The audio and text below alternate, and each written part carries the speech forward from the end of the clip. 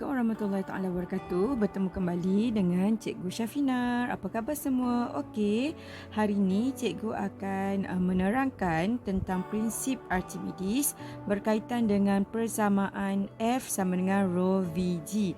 Okey, seperti yang kamu telah pelajari, daripada prinsip Archimedes kita ada satu persamaan iaitu daya apungan bersamaan dengan ketumpatan darab dengan isi padu cecair disesatkan dan juga graviti. Jadi hari ini cikgu akan menerangkan tentang hubungan antara kuantiti-kuantiti fizik yang ada di dalam persamaan prinsip Archimedes.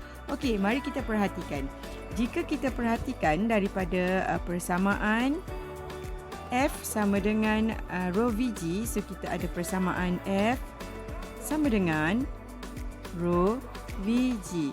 Kita dapati bahawa F adalah berkadar terus dengan ketumpatan, F juga berkadar terus dengan isi padu disesarkan dan F juga berkadar terus dengan pecutan graviti. Jika kita melihat hubungan di antara ketumpatan dan juga isi padu disesarkan, hubungannya ialah kamu perlu menyusun dulu ya persamaan tersebut di mana kamu perlu membawa salah satu kuantiti fiziknya ke sebelah iaitu F per ketumpatan sama dengan isi padu disesarkan dan juga graviti.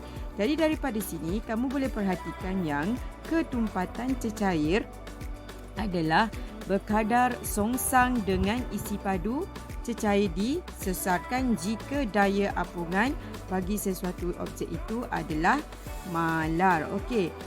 Jika kita lihat pada satu situasi kita mempunyai dua bot yang sama, mempunyai jisim yang sama dan berada dalam keadaan terapung. Okey, keywordnya adalah terapung di dalam air, di mana untuk gambar rajah A, bot ini berada di dalam air sungai dan untuk gambar rajah B, bot ini berada di dalam air laut. Seperti yang cikgu bagi tahu tadi, kedua-dua bot adalah bot yang sama. Bila bot yang sama terapung, kamu telah pelajari di dalam prinsip Archimedes, bagi objek yang terapung, daya apungan adalah bersamaan dengan berat objek. Okey, daya apungan adalah bersamaan dengan berat objek bagi objek yang terapung. Maksudnya, dalam keadaan begini, kedua-dua bot ini adalah mempunyai daya apungan yang sama. Itu kamu mesti faham ya. Kenapa dia sama? Kerana dia adalah dua bot yang sama terapung di dalam air. Tetapi jika kamu perhatikan paras air laut dan air sungai yang disesarkan oleh bot A dan bot B akan berbeza.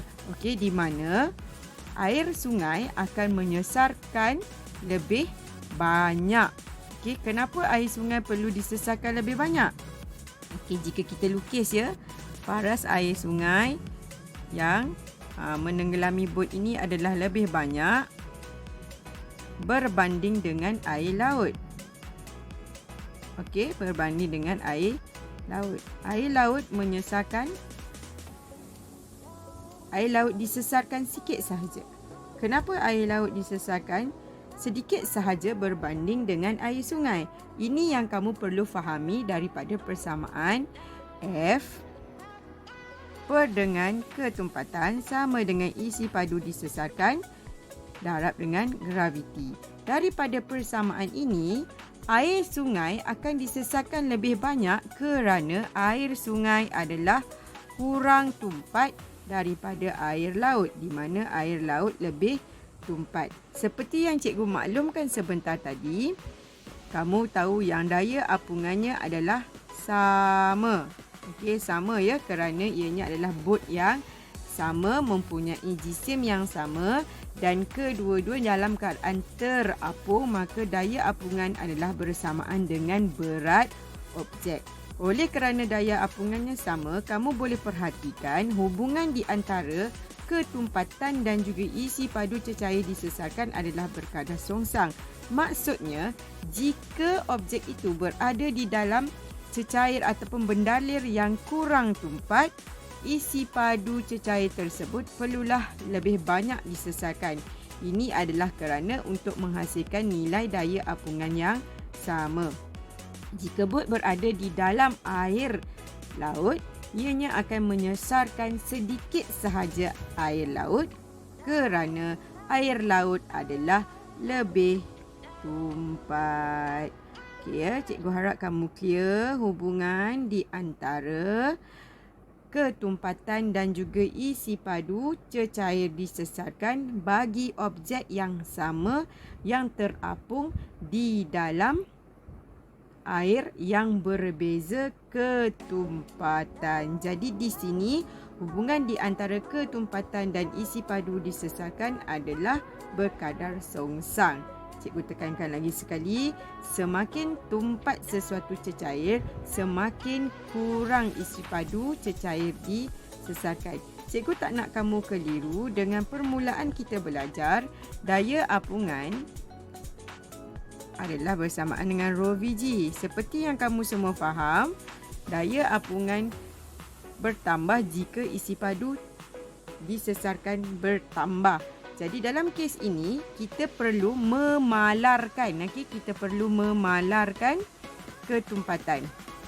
Jika ketumpatannya dalam keadaan malar ataupun ketumpatannya adalah dalam keadaan yang sama, maksudnya di dalam air yang sama. Maksudnya jika kamu meletakkan sesuatu objek di dalam cecair yang sama, barulah nilai isi padu yang disesarkan tadi akan berubah, menyebabkan daya apungan juga berubah. Contohnya, jika kamu mempunyai dua blok yang kamu letakkan di dalam di dalam bekas yang berbeza, di bekas yang P, ini adalah bekas Q, di mana kamu letakkan blok kayu itu dan kamu perhatikan, kamu perhatikan blok kayu itu berada di dalam cecair P. Di dalam cecair P. Ini adalah kawasan isi padu disesarkan. Manakala dia berada di dalam dalam bekas Q, blok kayu yang berbeza, kamu dapati bahawa isi padu cecair yang disesarkan di dalam bekas Q adalah lebih banyak.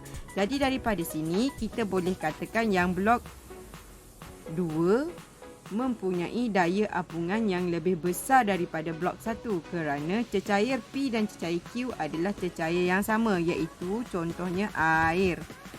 Air pipe biasa. Jadi kalau kita perhatikan blok 1 dan blok 2, kita perhatikan yang blok 2 ini menyesarkan lebih banyak isi padu cecair. Daripada sini F sama dengan rho Vg. Isi padu cecair disesarkan lebih banyak, maka daya apungannya pun lebih besar. Jadi dekat sini blok yang kedua ini dikatakan mempunyai daya apungan yang lebih besar kerana ianya menyesarkan lebih banyak isi padu cecair. Boleh beza ya, situasi yang pertama cikgu terangkan tadi, objek yang sama di dalam cecair yang berbeza ketumpatan. Cecair yang lebih tumpat akan menyesarkan sedikit cecair berbanding cecair yang kurang tumpat. Manakala untuk situasi yang kedua, objek dimasukkan ke dalam cecair yang sama. Ini menunjukkan bahawa objek ini berbeza.